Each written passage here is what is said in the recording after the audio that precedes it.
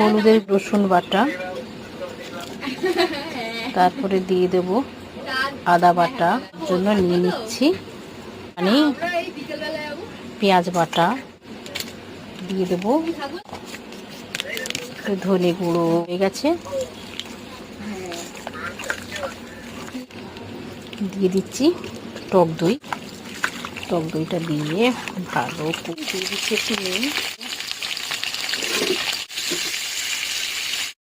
আলুগুলো ভাজা হয়ে দিয়ে দেবো কুচনো পেঁয়াজ, আস্তে করবো। পেঁয়াজটা ভাজা হয়ে গেছে, এবারে মাংসগুলো দিয়ে দেবো ওর মধ্যে।